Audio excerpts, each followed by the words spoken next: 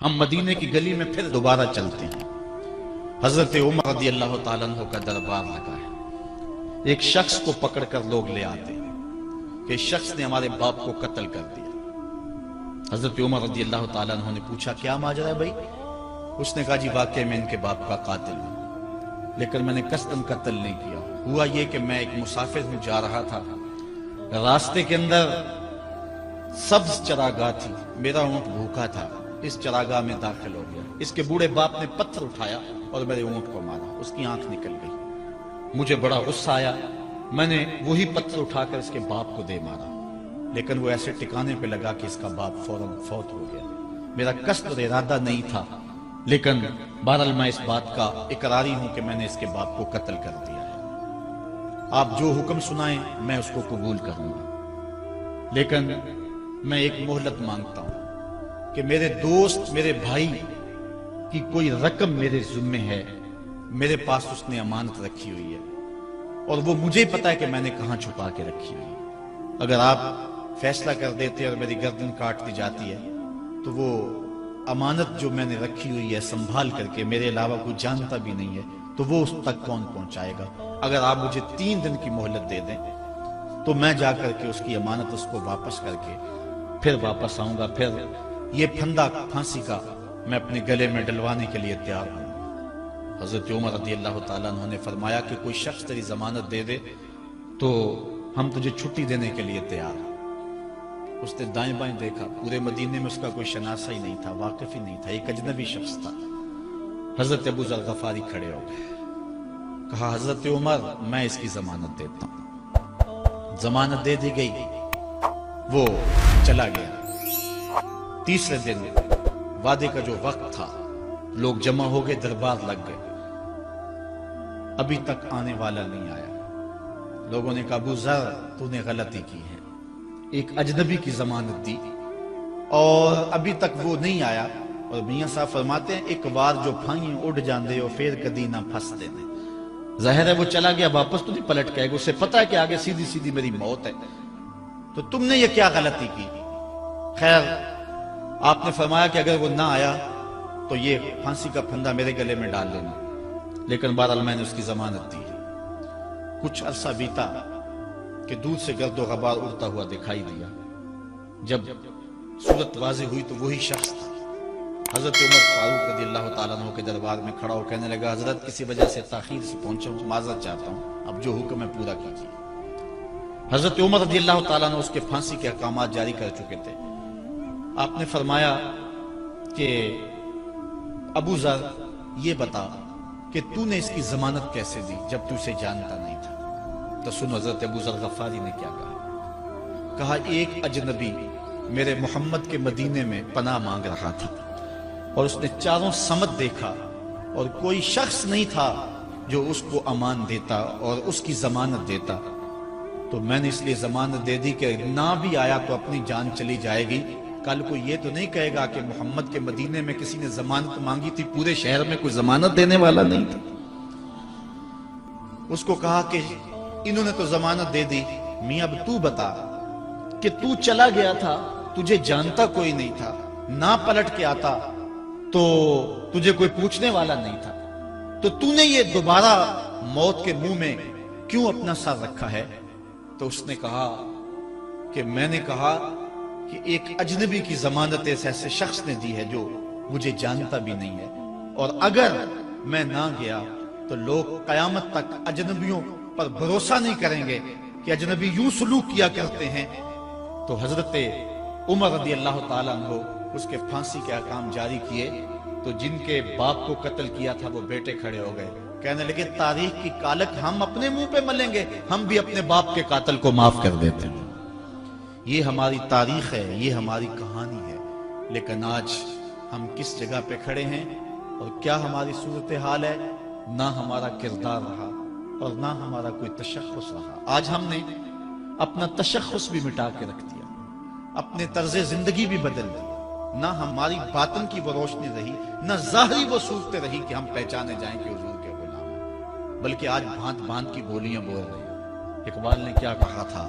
اپنی ملت پر قیاس قوام مغرب سے نہ کر، خاص ہے ترکیب میں تجھے قوم رسول ہاشم۔ ایک تو وہ حدیث میں نے آپ کے سامنے رکھی جو حضور کا فرمان ہے، الشیطان جاسم علی قلب ابن آدم، انسان کے دل پر شیطان قبضہ جماتا ہے، جب یہ غافل ہوتا ہے تو وسوسہ اندازی شروع کرتا ہے، اور دل اگر پورا سیاہ ہو جائے تو پھر شیطان کے لیے معاملہ ہی آسان ہو گیا، کیونکہ سمجھو کہ دل کے قلعے کی دیواریں منہدم ہو گئی، اب شیطان جدھر سے مرضی آئے جدھر سے مرضی جائے۔ ہاں اب بھی اس کی اصلاح کا طریقہ ہے جو حضور نے ارشاد فرمایا۔ آقا کریم علیہ السلام نے ہمیں کسی معاملے میں بھی حضور نے تنہا نہیں چھوڑا۔ آقا کریم ارشاد فرماتے ہیں کہ لِكُلِّ شَيْءٍ سِقَالَةٌ وَسِقَالَةُ الْقُلُوبِ ذِكْرُ اللَّهِ، ہر شے کو زنگ لگ جائے تو اس کا زنگ کسی نہ کسی شے سے اتارا جاتا ہے، کپڑے میلے ہو جائیں تو صابن وغیرہ سے صاف کر لیتے، یہ لوہا میلا ہو جائے تو ریگ مار سے صاف کر لیتے، ہر شے کا زنگ کسی نہ کسی شے سے اترتا ہے۔ اب دل اگر میلے ہو جائیں گناہوں سے تو کیسے دل پاک ہوں گے؟ سقالۃ القلوب ذکر اللہ، کہا اللہ کا ذکر کرو دل ستھرے ہو جائیں گے، دل پاک ہو جائیں گے، جتنا زیادہ ذکر کرو گے اس قدر دل جلا پائیں گے اور دل نور پائیں گے۔ اور بزرگ صوفیہ فرماتے ہیں جب کوئی بندہ ذکر کرنے بیٹھتا ہے اور ایک مرتبہ کہتا ہے اللہ، تو اللہ تعالیٰ اس کی طرف نظر رحمت سے دیکھتا ہے، اور جس کی طرف اللہ نظر رحمت سے دیکھتا ہے اس کے 70 گناہ جل کے راکھ ہو جاتے ہیں۔ تو ایک مرتبہ اللہ کہنے سے 70 گناہ مٹ گئے، پھر یہ بار بار تکرار کرتا رہا تو دل جو ہے وہ آہستہ آہستہ مصفہ ہونا شروع ہو جاتا ہے، دل سیکل ہونا شروع ہو جاتا ہے، دل پاکیزہ ہونا شروع ہو جاتا ہے، اس کے اوپر سے غلاظت، گندگی اور جو دل کے اوپر چڑھا ہوا غلاف ہے وہ اتر جاتا ہے، اور دل پھر انوار پانے لگتا ہے، پھر اس کو ذکر بھی چاشنی دیتا ہے، اس کو فکر بھی لذت دیتا ہے، اس کو نماز اور سجدے میں بھی سرور ملتا ہے۔ جب دل پر نور نہ ہو تو پھر شکایت یہ ہوتی ہے نماز پڑھتے ہیں سرور نہیں ملتا، نیک عمل کرتے ہیں لطف نہیں آتا۔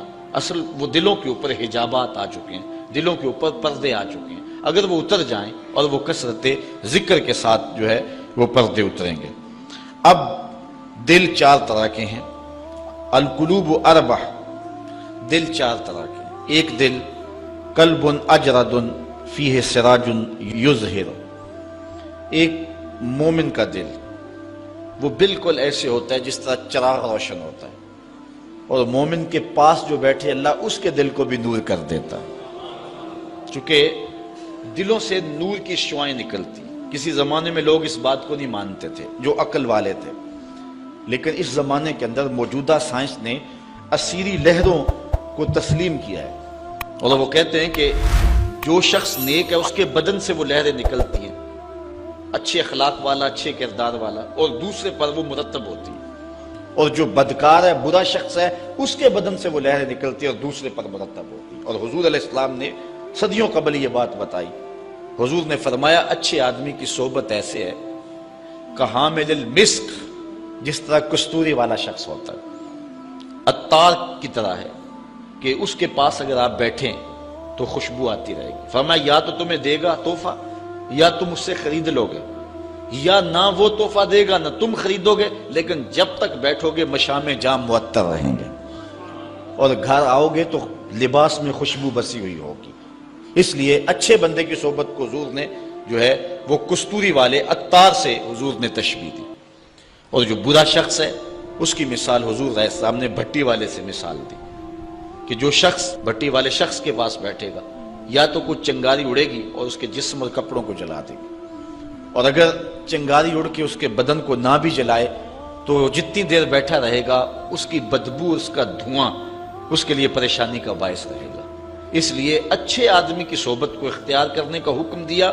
ہمارے مشائخ نقشبندیہ کا طریقہ یہ ہے، وہ کہتے ہیں کہ اچھے آدمی کی صحبت میں جا کے بیٹھ جاؤ، نہ تم کوئی بات کرو نہ وہ کوئی بات کرے، اس کے باوجود بھی من میں روشنیاں ہوں گی، من میں اجالے اتریں گے۔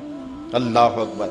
وہ میاں صاحب نے کہا تھا نا، چنگے بندے دی صحبت یارو جویں دکان اتاراں، سودا پاویں مول نہ لئیے ہلے آن ہزاراں۔ تے برے بندے دی صحبت یارو جویں دکان لوہاراں، تے کپڑے پاویں کنج کنج بئیے چنکاں پین ہزاراں۔ تو جل جانے کا اندیشہ بہر صورت موجود ہے۔ تو اس لیے آج دنیا جو ہے وہ اسیری لہروں کو مانتی ہے۔ میں اس کی سادہ مثال آپ کو دینا چاہتا ہوں کہ کسی کے بدن سے اسیری لہریں نکلنا تو دور کی بات ہے، کسی شخص کے تذکرے سے اس کے اثرات مرتب ہوتے ہیں۔ مثال کے طور پہ اگر آپ کے کسی دیرینہ اور پیارے دوست کا تذکرہ چھیڑ دیں، گفتگو کر دیں، تو اس سے طبیعت میں خوشی پیدا ہوگی کہ نہیں ہوگی؟ آپ حشاش بشاش ہو جائیں گے۔ لیکن کسی غلط آدمی کا جس سے آپ کو نفرت ہو، اس کی بات چھیڑ دیں، طبیعت میں گھٹن پیدا ہوگی کہ نہیں ہوگی؟ اگر گندگی کے ڈھیر کی بات کوئی چھیڑ دے، طبیعت میں گھٹن پیدا ہوگی کہ نہیں ہوگی؟ اور اگر پھولوں کی بات چھیڑ دے، موتیے کی، نسرین کی، نسترن کی، چمبیلی کی، گلاب کی، موتیے کی، ان پھولوں کا تذکرہ کو چھیڑ دے، طبیعت میں خوشی پیدا ہوگی کہ نہیں ہوگی؟